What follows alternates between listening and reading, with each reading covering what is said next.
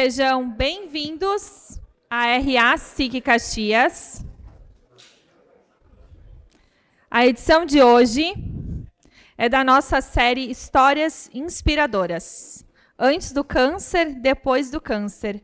As lições que aprendi e que podem servir para todo mundo. Com palestra do jornalista Daniel Escola. Confiram nos telões as marcas patrocinadoras e apoiadoras da nossa RA SIC Caxias.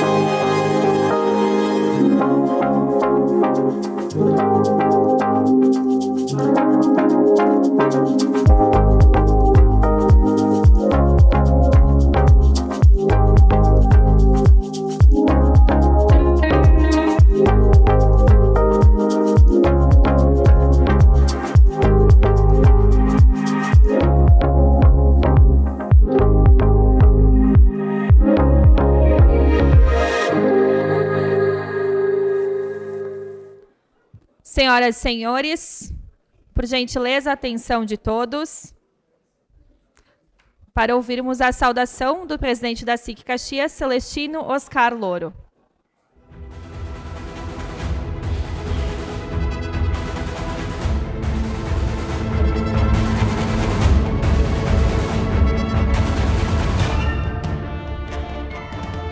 Cumprimento o nosso palestrante de hoje, jornalista Daniel Escola.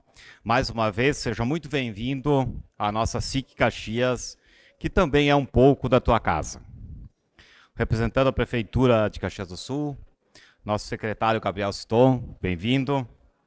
Presidente da Câmara de Vereadores, vereador Zé D'Ambros, bem-vindo. A imprensa, senhoras e senhores. Hoje é, de fato, uma reunião almoço muito especial, com a presença desse grande jornalista e desse grande homem que é o Daniel Escola. Tenho certeza de que esta palestra, dentro da série Histórias Inspiradoras, irá nos enriquecer e nos motivar. Vamos ouvir de um jovem que não apenas informou, mas também influenciou outros tantos jornalistas com o seu profissionalismo e a sua competência. Vale lembrar que a jornada do Daniel Escola no jornalismo teve início aqui, na nossa querida SIC Caxias, quando ele cobriu uma reunião almoço. Acredito que em seguida ele vai detalhar um pouco melhor essa história para nós. Mas é um exemplo de como as sementes que plantamos podem crescer e se transformar em grandes árvores. Hoje estamos diante de um jornalista de renome nacional que soube aproveitar cada uma das oportunidades. Daniel Escola é um exemplo de como a perseverança, o comportamento e a paixão pelo que se faz podem transformar não apenas a carreira, mas a própria vida. A sua trajetória é uma prova de que, independentemente dos desafios que enfrentamos, a resiliência e a busca por um propósito maior podem nos levar a patamares incríveis. Esta sua nova fase, na vida e na carreira, que ele gentilmente compartilhará conosco hoje, é um testemunho do poder da reinvenção e da capacidade de se adaptar às mudanças. Algo para nós todos, como líderes, empreendedores e cidadãos, que devemos aprender a fazer. Daniel Escola nos mostrará como é possível transcender limitações e superar obstáculos. Também acredito que com determinação, coragem e fé em nós mesmos, podemos conquistar grandes feitos. E isso é particularmente importante em tempos de desafios, incertezas e mudanças constantes. Este é o momento para buscarmos inspiração.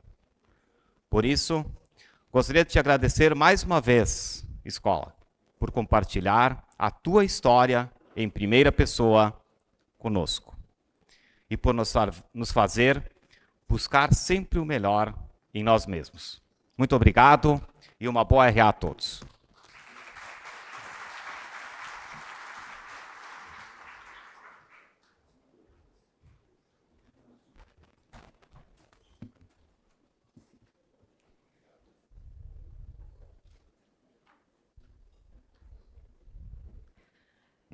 Em 2023, mais de 40 associadas já participaram da nossa Vitrine RA, um espaço que oportuniza às empresas a divulgação de seus produtos e serviços, além de networking e geração de negócios. E na edição de hoje contamos com 3 associadas. A primeira é o Instituto Nova Odontologia. Referência na Serra Gaúcha em lentes de contatos dentais de porcelana e implantes dentais.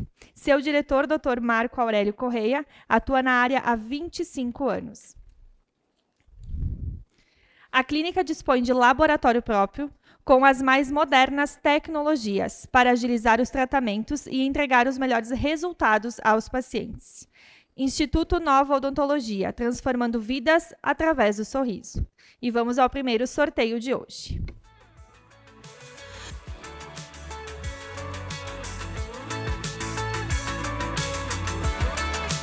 O ganhador é o Felipe Andreola da Quanta Ideias. Parabéns! Tu pode retirar seu brinde no espaço da associada.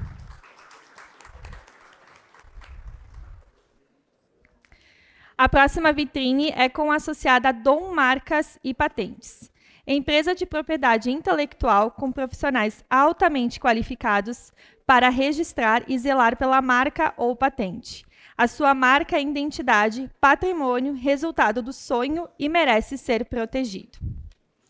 Agora faremos o sorteio especial, então, da nossa empresa Dom.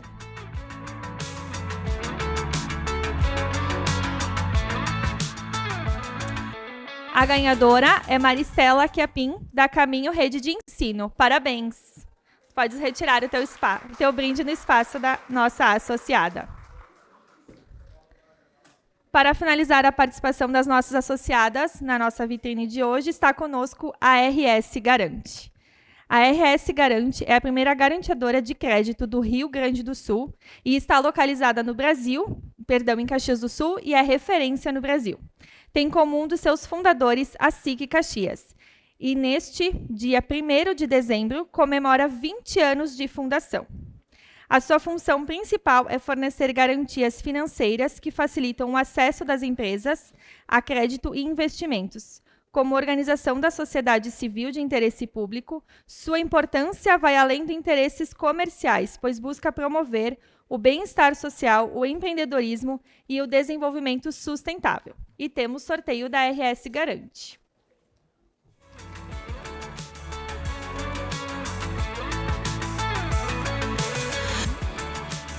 A ganhadora é Flávia de Souza, da Sicredi Pioneira. Parabéns!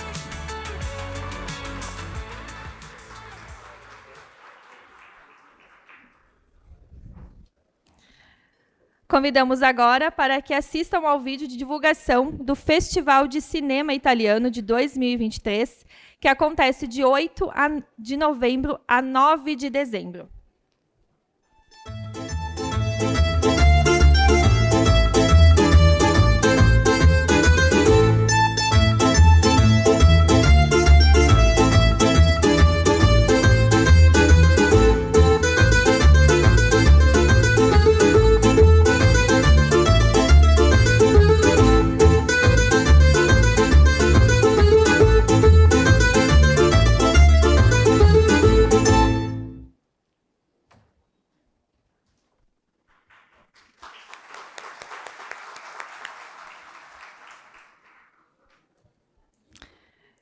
Agora assistiremos ao vídeo idealizado pela Associação Amigos de Nova Roma do Sul para arrecadação de recursos financeiros em prol da reconstrução da ponte de ferro que interliga esse município ao de Farroupilha.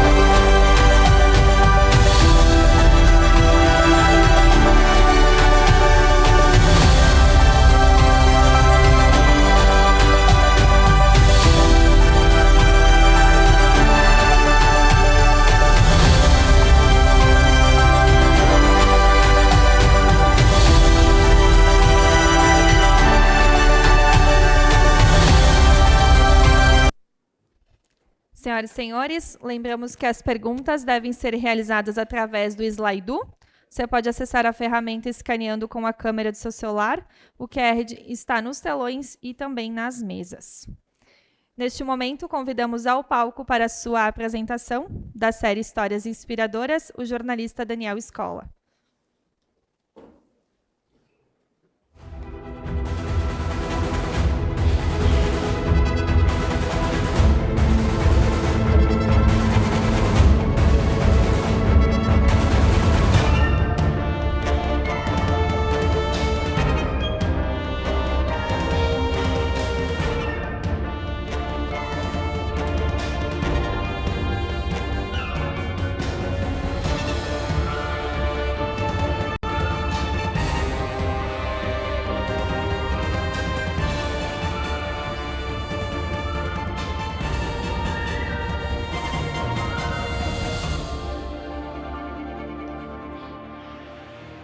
Bom, para mim é um prazer estar aqui.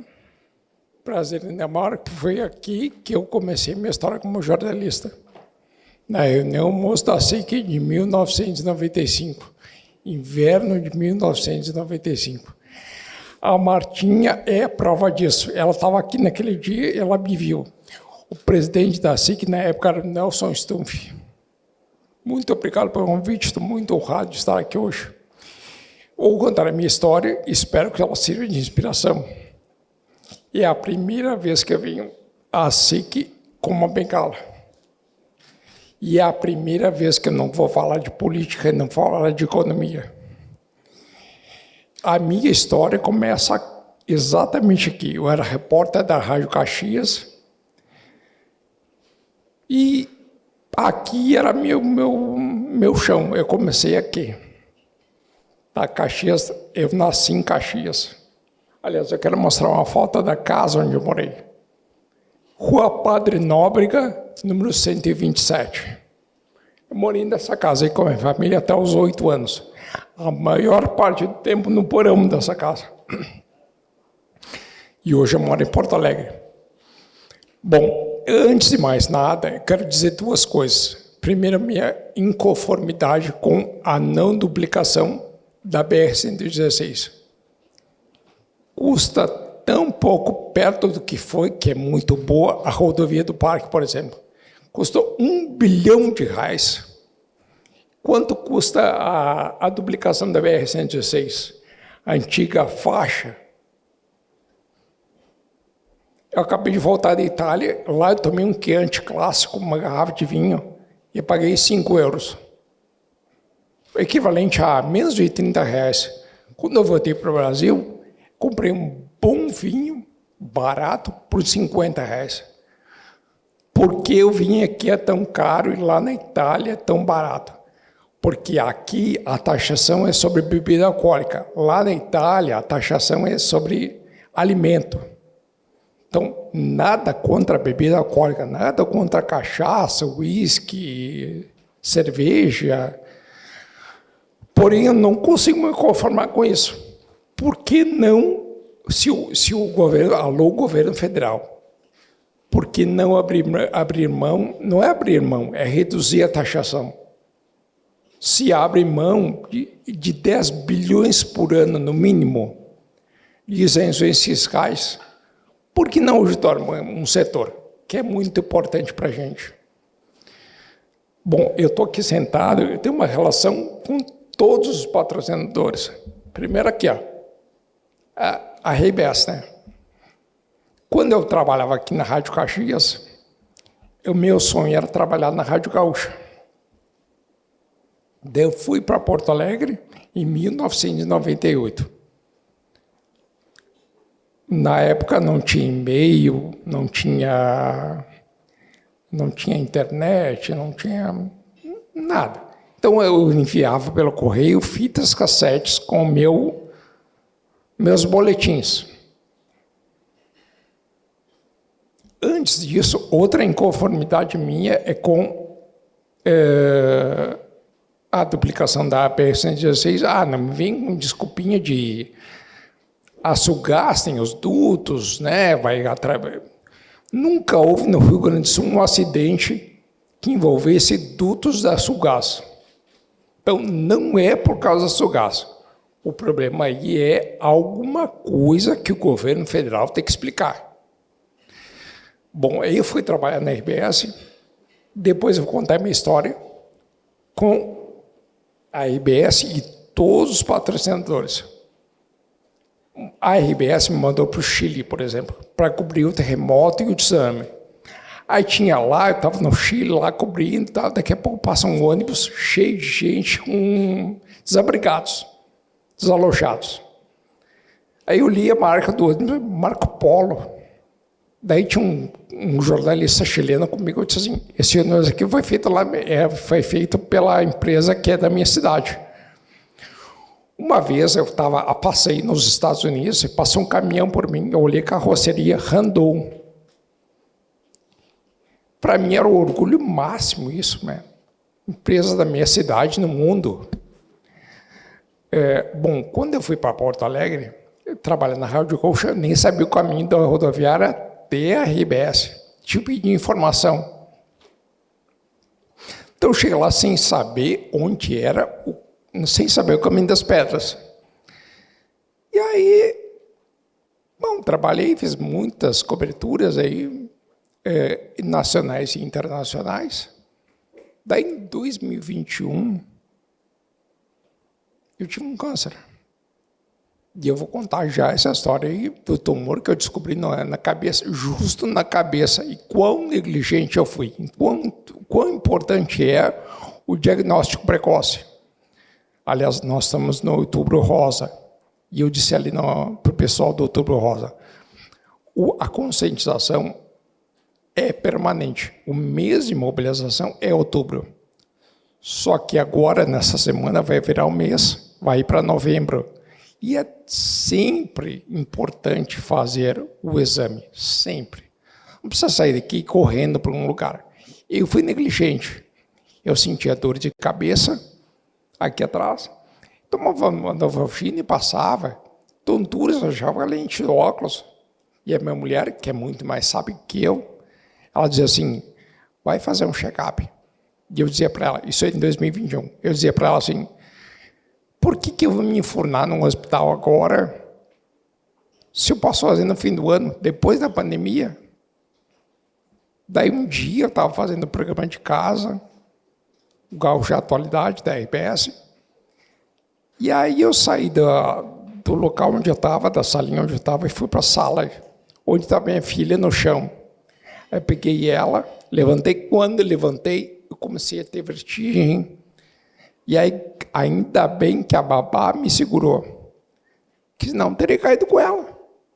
E aí eu disse, não, isso não é uma vertigem simples, não é uma tontura, isso aqui é mais grave. Aí eu fui no otorrino. Depois de 2 meses, tendo aquelas tonturas esporádicas, assim, aí eu fui no otorrino, e ele me disse assim, vamos investigar essa história aqui. Isso aqui não está certo.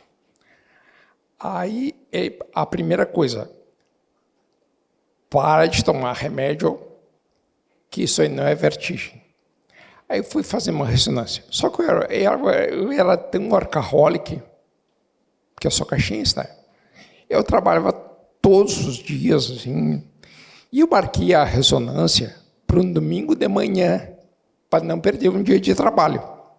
Aí eu acordei, tomei banho, tomei café olhando pela janela, em inverno de 2021, chovendo. Disse, por que eu vou sair daqui agora para ir para um hospital fazer um exame? Ainda bem que eu tomei a decisão certa. Eu fui para o hospital. Aí fiz a ressonância magnética, que é um exame bem difícil, assim. Aí, no final do exame, eu senti que alguma coisa estava errada, porque a pessoa que estava fazendo o exame, uma mulher estava na outra sala, assim, ela veio na minha sala, e ela disse assim, posso lhe fazer uma pergunta? Eu, claro. O senhor está investigando ou é só um check-up?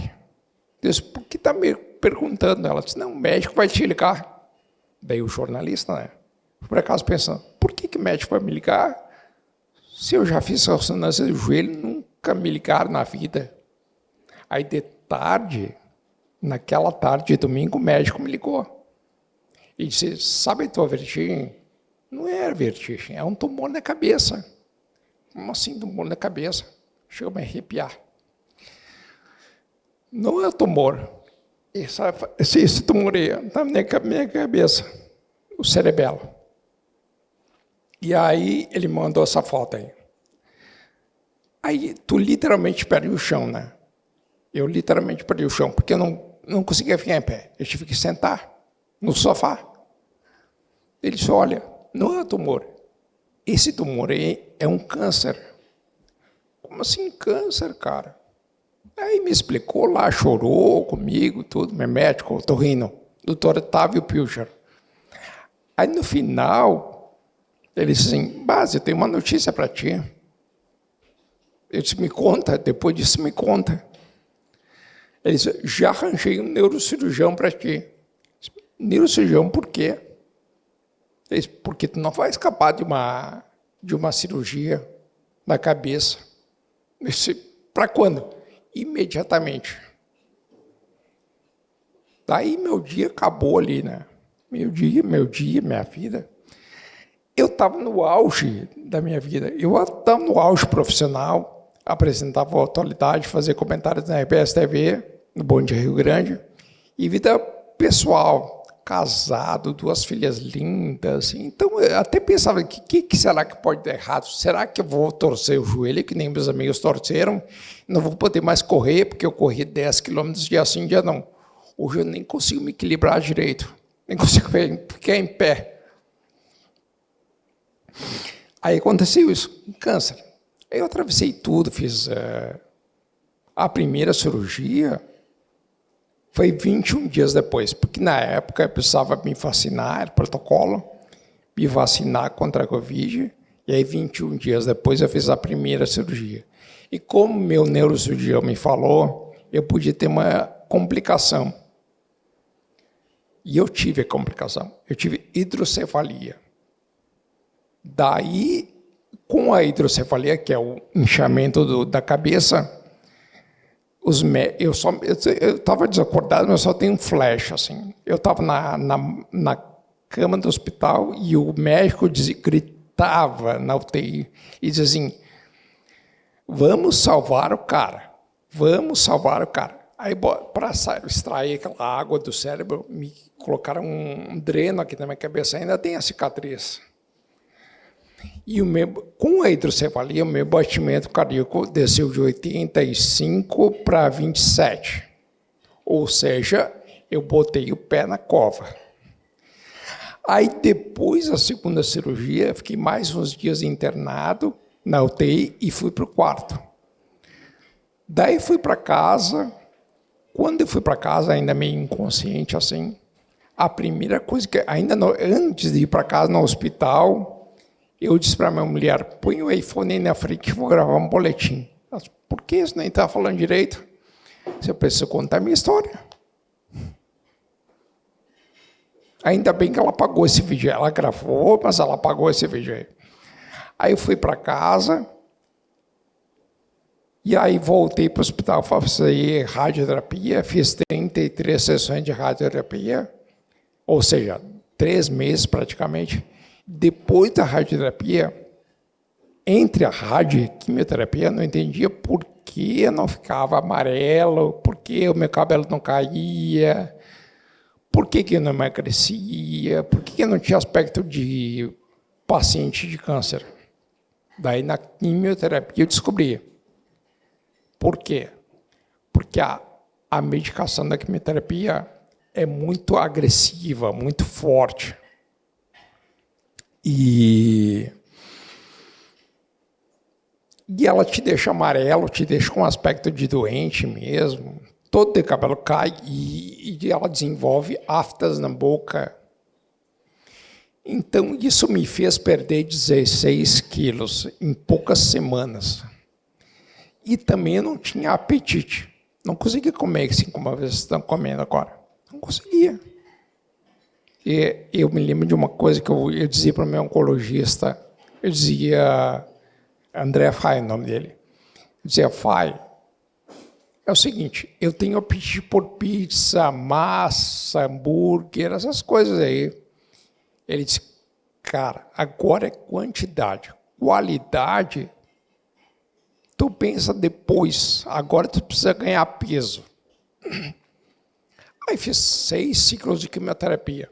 O ciclo de quimioterapia é 1 semana. Tu começa na segunda, fica 12 horas recebendo medicação, na terça 10, no meu caso, tá? Na quarta 8, na quinta 6. Na sexta, tu recebe uma injeção na barriga de um medicamento anticoagulante. E aí tu vai para casa, fica 21 dias em casa, e 21 dias depois volta e repete o tratamento. Fiz 6 ciclos. Chegou no terceiro, eu não aguentava mais. Eu disse para o meu médico, eu disse, pai, eu não aguento mais. É muito cansativo, eu vou voltar para casa acabado. O fim daquela semana lá era muito cansativo, eu passava o fim de semana inteiro dormindo.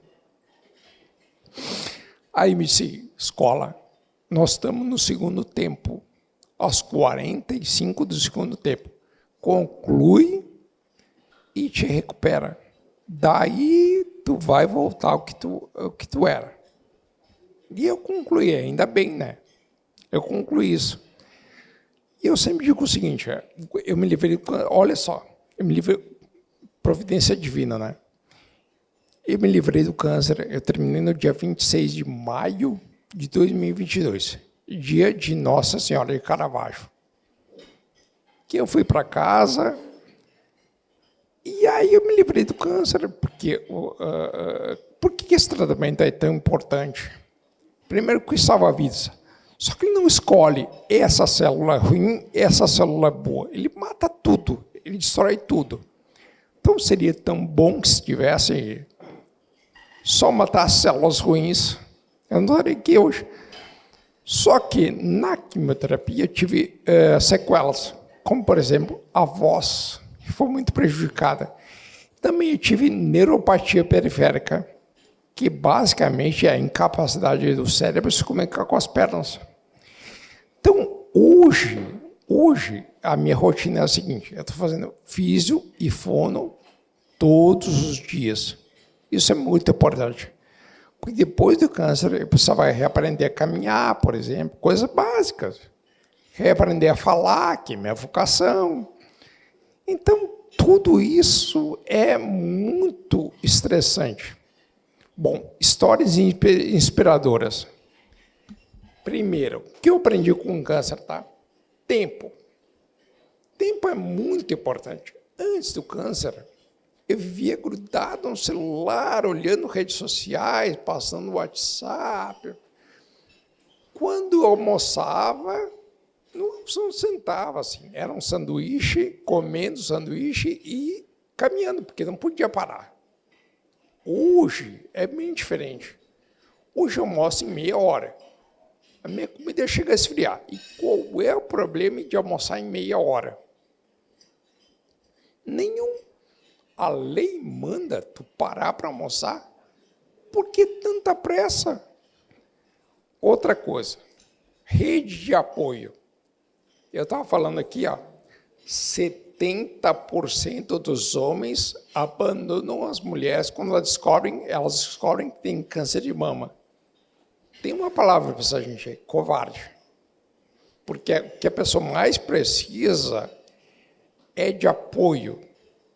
Rede de apoio. E eu nunca, aliás, na minha lápide, que eu espero que demore muitos anos, tamanho, muitos anos, na minha lápide vai estar escrito assim: nunca foi abandonado. Eu nunca fui abandonado por amigos, por família, que é muito importante para mim, por pessoas, colegas, pessoas que foram se solidarizar comigo. Aliás, câncer não é contagioso. O que a pessoa mais precisa é de abraço, de beijo, de cumprimento. Bom, outro ensinamento é bons profissionais. O Steve Jobs não chegou lá sozinho. Ele tinha 2 sócios. Claro, o Steve Jobs brilhou, né? Mas ele tinha 2 sócios brilhantes também. O Bill Gates não chegou lá sozinho. O Richard Branson não chegou lá sozinho. Por que a escola, na hora mais difícil, vai escolher qualquer um? Não, eu tinha bons médicos, bons profissionais ao meu redor, que me ajudaram a salvar a minha vida. Outra coisa para encerrar o ensinamento de histórias inspiradoras. Plano de saúde. Nunca vou desistir de falar isso. Plano de saúde. Antes do câncer, plano de saúde para mim era um gasto. Hoje é um investimento. Por quê? Porque antes do câncer, para mim era bom, eu pago por 4 vidas, né? Eu, minha mulher e minhas 2 filhas. Aquilo pesava no meu orçamento. E até pensei, será que é o caso de mudar de plano? Ainda bem que eu não mudei. Porque o plano de saúde, se eu vendesse o meu apartamento em Porto Alegre, não ia custear o tratamento todo. Não ia ser suficiente. Se eu não tivesse plano de saúde. O plano de saúde me cobriu tudo. Vou contar uma história para vocês. Uma vez eu estava internado, eu fiz vários exames, mas um dos exames era uma neurocintilografia, em que tu fica deitado numa maca e o médico põe eletrodos nas suas pernas e fica dando choquinho durante meia hora. Aí, terminado o exame, ele disse assim: tá, agora é R$3.500. Por quê? Porque eu cobro por fora. O que eu não condeno. Mas eu estava ali, aí eu liguei para o meu plano de saúde e disse, pago ou não pago? Não, deixa que a gente resolve isso. Então, na hora que eu mais precisei, nem se pagar, não me meti mais naquilo. Então, o plano de saúde, para mim, hoje é um investimento. Porque nunca sabe se vai usar. Eu precisei. E não me arrependo, pelo contrário. Plano de saúde é muito importante. Pago por 4 vidas ainda. E é que nem seguro de carro. Tu nunca sabe quando vai usar, mas tu paga para não usar. Eu não quero mais usar meu plano de saúde. Mas eu pago. Ainda sobre tempo, vou dar lá para o primeiro. Quando eu recobrei a minha consciência, eu fui olhar minha caixa de e-mails. Eu tinha 172 mil e-mails. 1000. Aí comecei a pagar. Lá pelas tantas, olha só que minha insanidade. Lá pelas tantas, um e-mail que eu tinha mandado em 2021, acho, 2021, para um operador de rádio, porque eu estava fazendo programa de casa. Eu disse assim, no e-mail, vou conectar. Só que isso era 00:05. Bom, se eu entrei, porque a gente se conectava com a rádio, tinha um aparelhinho lá em casa, conectava com a rádio para entrar no ar ao vivo, para a Rádio Gaúcha.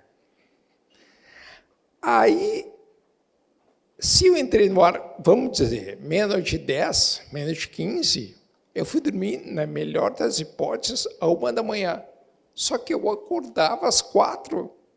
Então, naquela noite, se eu dormir, foram 3 horas. Vocês acham que eu me lembro disso? Claro que não. Hoje, não faria isso de jeito nenhum. Recentemente, uma pessoa me disse assim, o ano passou tão rápido, né? Eu disse, e o ano que vem vai ser pior. E no outro vai ser pior. E assim, sucessivamente. Por quê? Porque cada vez mais nós estamos premidos pelo tempo. Cada vez mais nós estamos ansiosos. E o que faz isso? Rede social obriga a gente, nada contra, inclusive, mas obriga a gente a ser mais, responder imediatamente. Se tu olha um WhatsApp e não responde, é uma ofensa. Eu não sou nem do tempo da internet. Aliás, a internet eu descobri aqui na UX, no bloco H, fazendo jornalismo. E aí, na época não era Google, era Alta Vista. E eu estava maravilhado com aquilo. E eu pensei, grande acontecimento. Porém, isso ainda vai prender a gente. E, de fato, prendeu. Por exemplo, hoje, a última vez que eu olhei meu celular foi antes de entrar aqui. E ontem eu estava vindo para cá e tinha uma pessoa que o tempo inteiro no ônibus ali. Quando eu me recuperei do câncer, eu fui numa excursão de pais com filhos para um hotel Estribo, que aliás não caxiense, que morreu, infelizmente, lá em Santo Antônio da Patrulha. Aí eu estava na piscina ali com as pessoas, aí uma mãe me perguntou assim, escola, quantos livros tu leu depois do câncer? Nunca contei, mas acho uns 50, 60. E ela, 50, 60? Nossa, quanto? Eu disse, e ela no celular. Eu disse, porque tu está no celular e eu estou com o meu livrinho aqui. Ó. Então, quanto tu fica no celular, eu fico lendo. Eu tenho 3 tipos de livro. Um que fica do lado da minha cama, que é mais grosso, que eu não consigo transportar.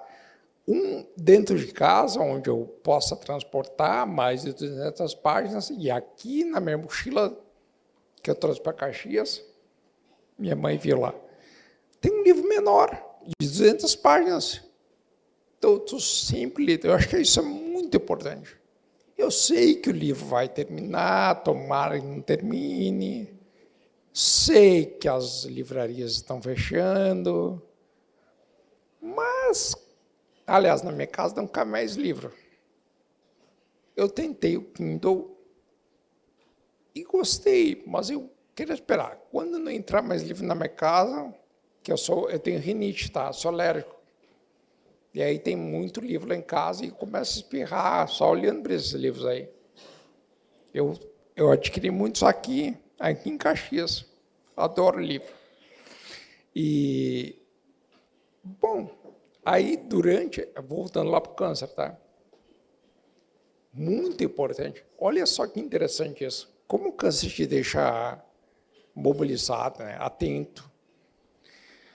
Porque depois do câncer, eu estava em casa um dia, comecei a me sentir mal, assim, vomitei, imediatamente eu liguei para o meu oncologista, ele disse, vai para o hospital agora. E eu fui lá para o Moinhos de Vento. Quando eu cheguei lá, fui direto para a UTI. Não era câncer, era uma bactéria.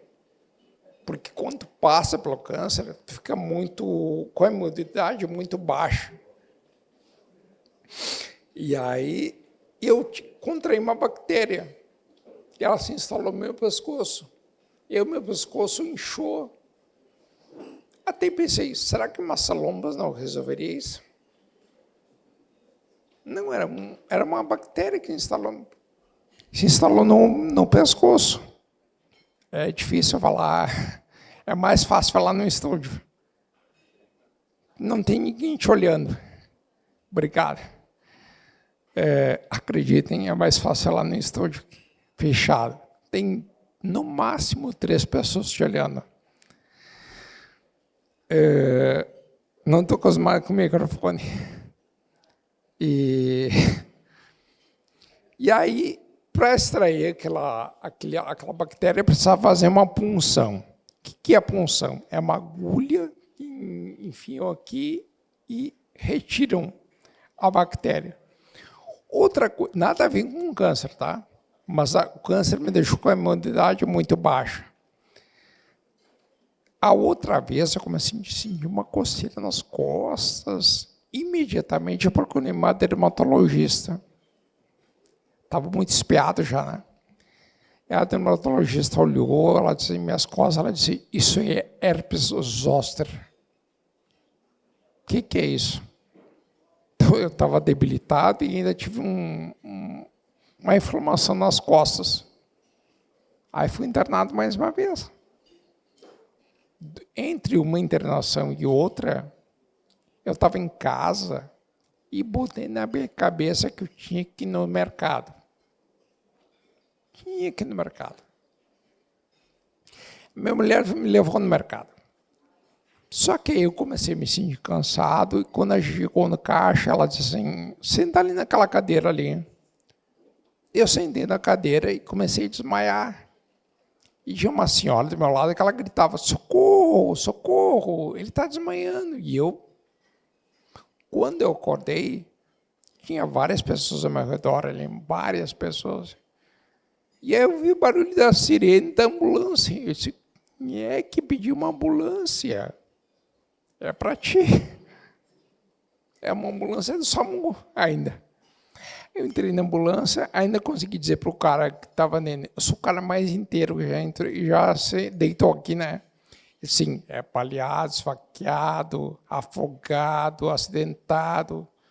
Tu é o cara mais inteiro que já entrou aqui. Só que, ao invés de ir para minha casa, a ambulância foi para o hospital. E aí fiquei 21 dias internado. Então, como eu disse, eu era um inconsequente. Eu não media esforços. Porque a nossa geração, a minha geração, é julgada e a gente acha que a qualidade do nosso trabalho é medida pela quantidade de coisas que tu faz. E não é assim. Hoje a gente pode atuar menos, de forma mais eficiente. Espero que isso sirva de ensinamento. Se tiver alguma pergunta, estou sempre à disposição. eu tinha 45, hoje eu tenho 47. Aí, o meu câncer, medulloblastoma, que eu mostrei a foto ali, é raro, é raríssimo. Eu não conheço ninguém, nenhum adulto que teve esse câncer. Ele é mais comum em crianças. Ali, ó, em crianças. Tá, tem outra coisa que eu quero mostrar aqui, que é, quando eu fui a Roma, pela primeira vez, foi em 2013, para narrar a escolha do Papa Francisco.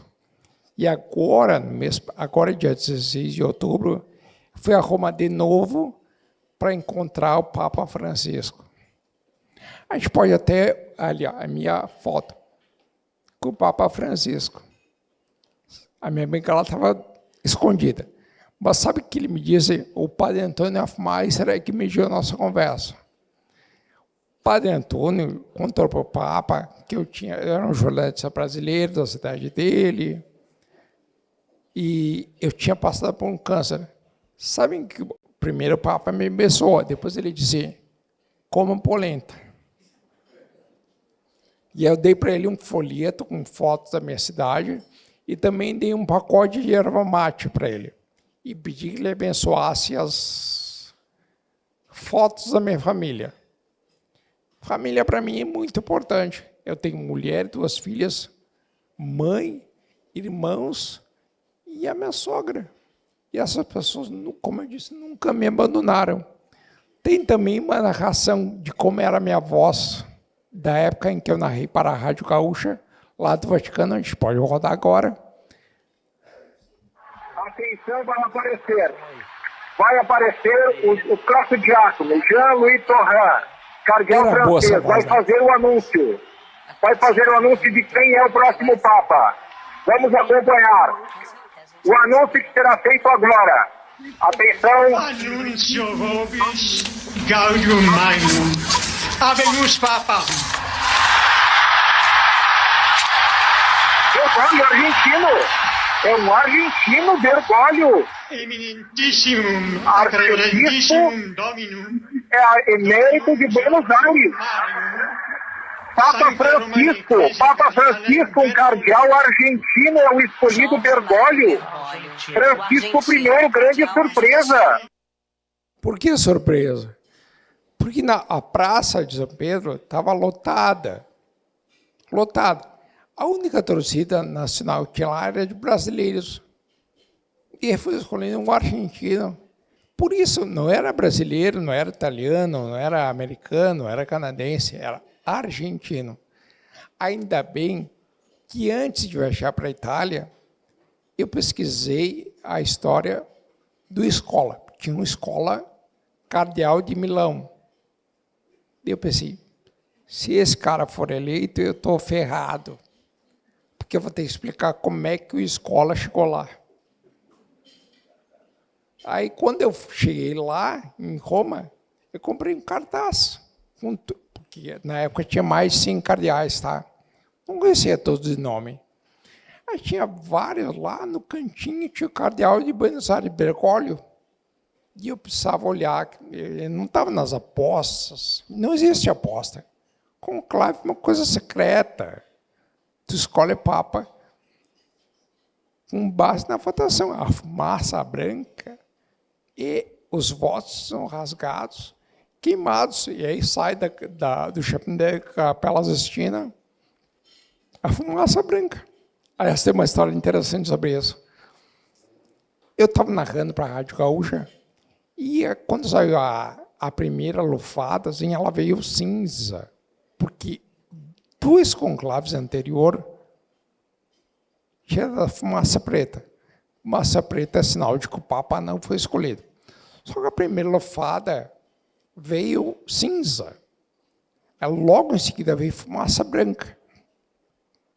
Eu disse, fumaça branca, o Papa foi escolhido. E aí tinha um padre no estúdio da Rádio Gaúcha, olhando pela TV e dizendo assim, não, é preta. Eu disse, não, é branca. Eu estou aqui, estou vendo. É porque tem um delay. O delay é um atraso de 2 ou 3 segundos entre o que tu está vendo e a imagem que chega para vocês. E eu estava narrando, estava Não, é branca, garanto que é branca. Estou aqui, estou vendo, é branca. Não é preta. Aí, finalmente, o Papa tinha sido escolhido. Aí, de uns 15 minutos depois, mais ou menos, o cardeal Bergoglio apareceu na sacada da Basílica de São Pedro. Aí, por que Argentina? Porque lá a praça estava lotada, estava chovendo, estava 4 graus a temperatura. Dia 13 de março de 2013. E aí tinha freis e freiras com bandeiras do Brasil, porque tinha um cardeal brasileiro, Dom Angelo Scherer, que estava entre os favoritos. Então eles estavam torcendo pelo cardeal. E eu pensei assim, não vou entrar nessa. Vou ficar na minha. Quando ele apareceu, não era brasileiro. Era um argentino. Aquele cara que estava lá no meu cartaz, lá, falando, no meu cartaz, com o nome, a foto, era o que estava lá na sacada da Basílica. E agora, 10 anos depois, eu consegui encontrar ele. Aliás, esse encontro foi mediado pelo padre Antônio Meiser, que aparece ali no meio entre eu e o Papa. Na época, vou contar rapidinho para encerrar, tá? Na época, eu cheguei lá e os cardeais não davam entrevistas. Só que o padre Antônio morava no Colégio Pio Brasileiro, em Roma. E o padre Antônio era o motorista dos cardeais. Então, me aproximei do padre Antônio para saber os bastidores. O que eles conversavam nesse caminho? Quando eu me apresentei para ele, ele disse, repórter da Rádio Gaúcha, que legal, o que está fazendo aqui? Cara, Gaúcha é a tua voz, Gaúcha está onde está a informação. E aí o padre Antônio me serviu de ajudante ali, ele me contava os bastidores, eu precisava saber quais eram os bastidores, o que eles falavam nesse caminho aí. O padre Antônio levava os cardeais para o Vaticano e voltava todos os dias. Então, ali era uma fonte boa para tu entender o que esses caras falavam. E agora, quando eu voltei, 10 anos depois, ele me levou a conhecer o Vaticano e encontro com o Papa. Obrigado. Tomara que a minha história sirva de exemplo. Estou muito feliz de estar aqui.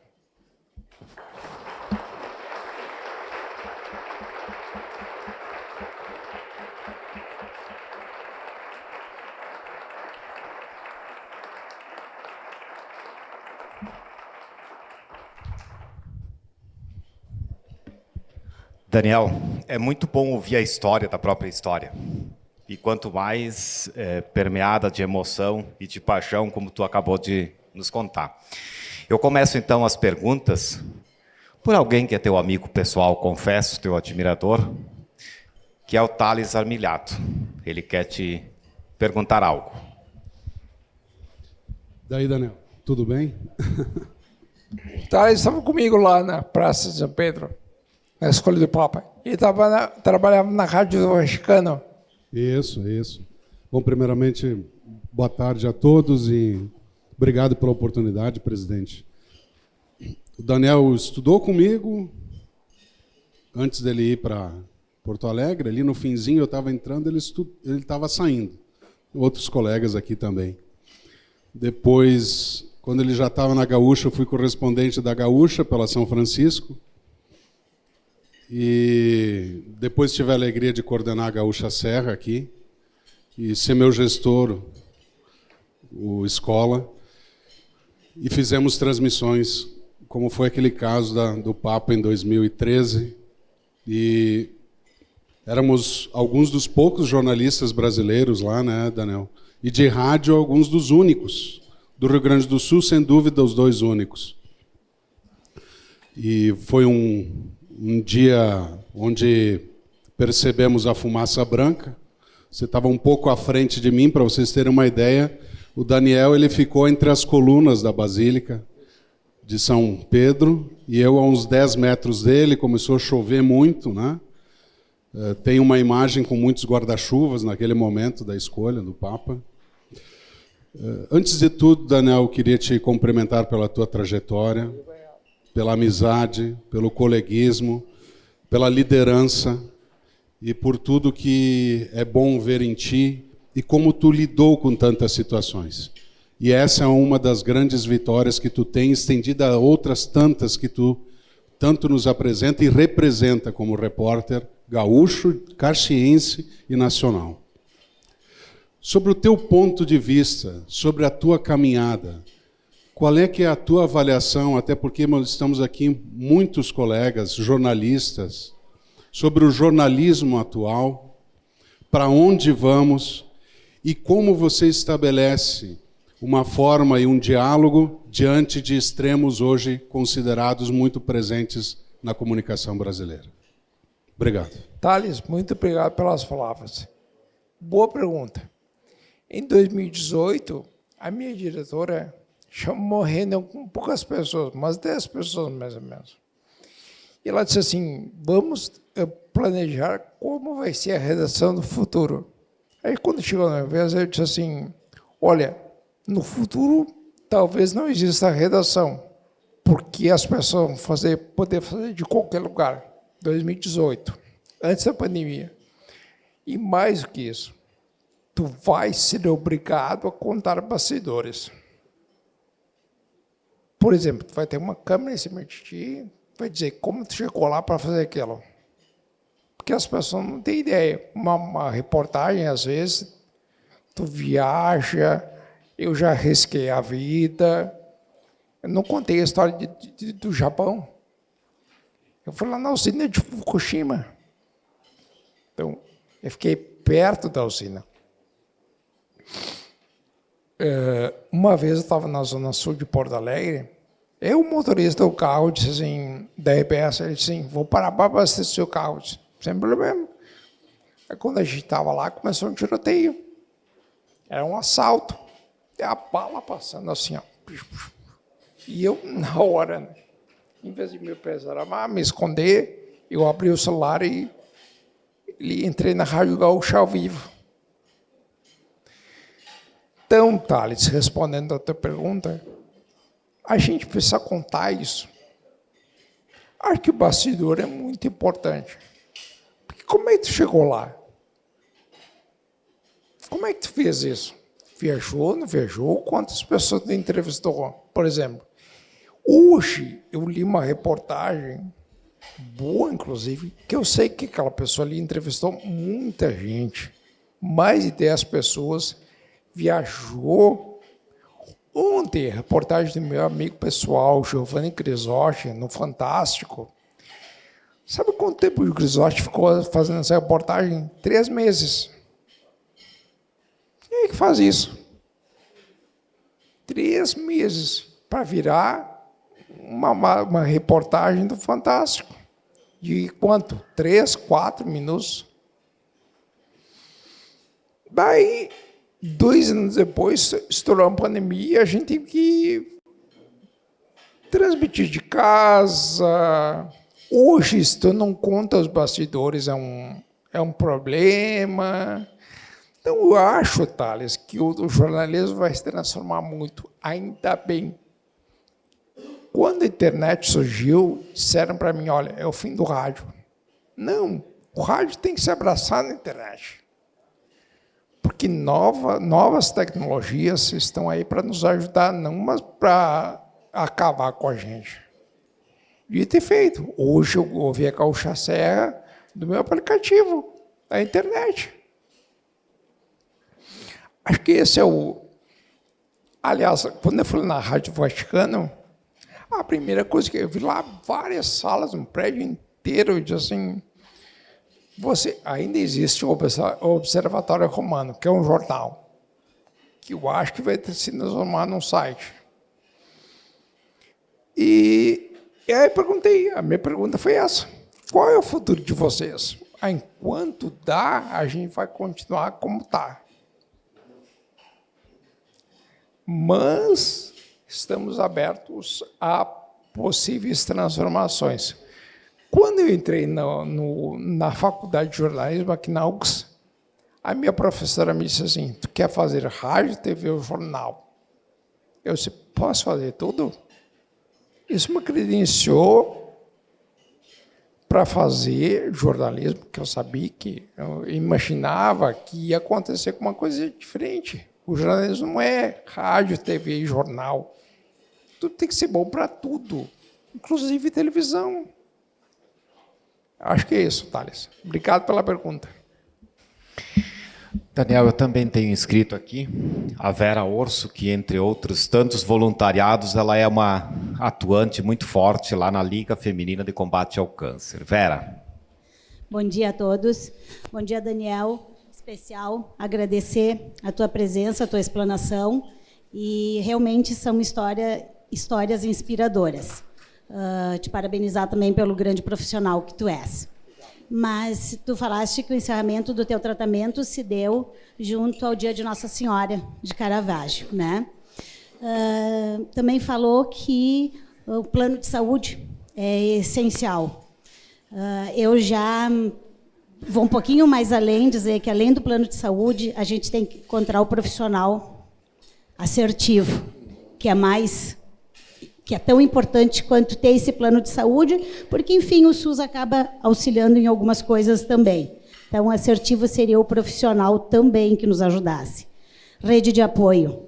Eu também vou mais além, acho que até mais do que 70% dos homens que abandonam as mulheres e que as mulheres abandonam os homens e crianças também nesse decorrer desse tratamento. Mas além, então, do assertivo, do plano de saúde, da rede de apoio que se tem, aonde fica a fé? Eu creio que a fé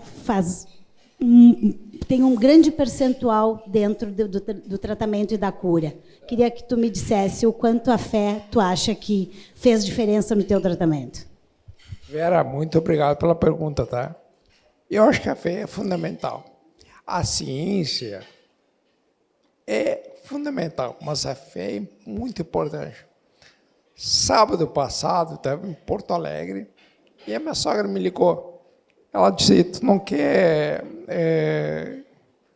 prestigiar o aniversário da dona Zeli?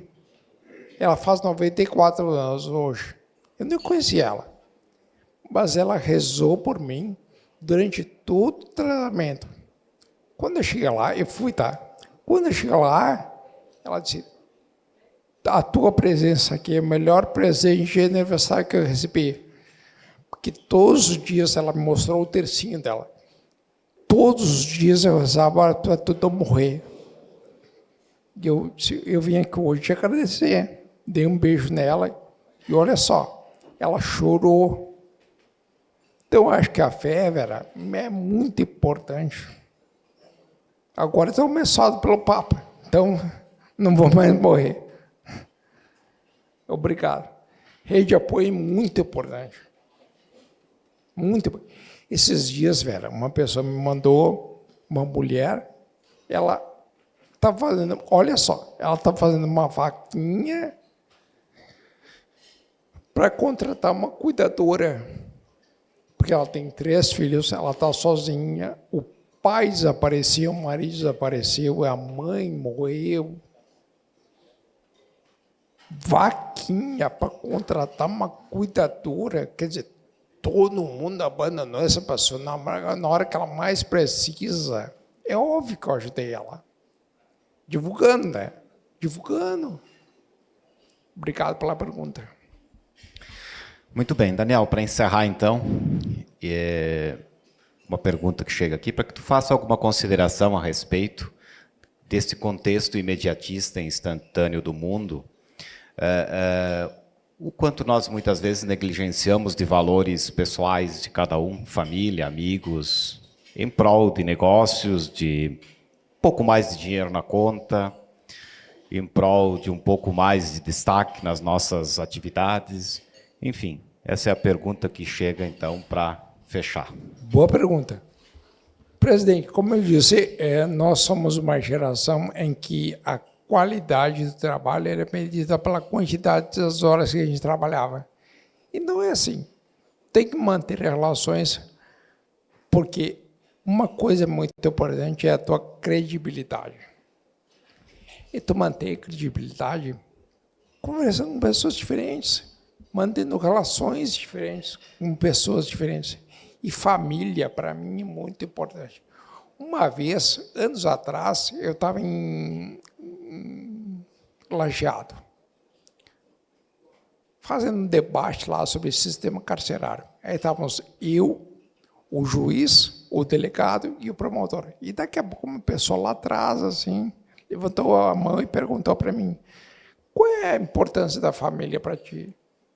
Na época, eu desenhei não, respondi, mas não tinha convicção como tenho hoje, por exemplo. Família é fundamental. Pai, mãe, mulher, filhas. Se não fosse minha família, presidente, eu não sei o que teria acontecido. Aliás, a coisa mais emocionante que eu tive na minha vida foi quando a minha mulher foi uma leona. Ela me acompanhou tudo. Aí, quando eu estava no último ciclo de quimioterapia, eu pedi para ela trazer minhas filhas para o hospital para me verem. Porque a minha filha, ela coloca as band-aids aqui, ó. Só que ela me disse: fica bem, papai. Aí, quando eu estava fazendo no hospital, crianças, né? Eu precisava ver elas. E a minha mulher trouxe minhas filhas. E elas fizeram uma festa no hospital. E eu dali na cama, com medicação. Eu acho que família rede de apoio é muito importante. Eu não teria sobrevivido se não fosse essa energia positiva que os amigos, família emitem. Muito bem. Daniel, mais uma vez, obrigado por ter te disposto a falar na primeira pessoa. Eu imagino que a tua carreira inteira, tu falou na terceira pessoa, né? Tu cobriu a eleição do Papa, do presidente, e de alguma forma, de peito aberto... Dos presidentes americanos? Dos presidentes americanos. Então, e de alguma forma tu vieste disposto, de peito aberto, a falar na primeira pessoa e falar da tua grande vitória. Parabéns e obrigado por estar conosco. Muito obrigado, presidente. É a primeira vez que eu falo em primeira pessoa, tá? Nós, jornalistas, somos mal acostumados a narrar histórias de pessoas. E agora estou narrando a minha própria história.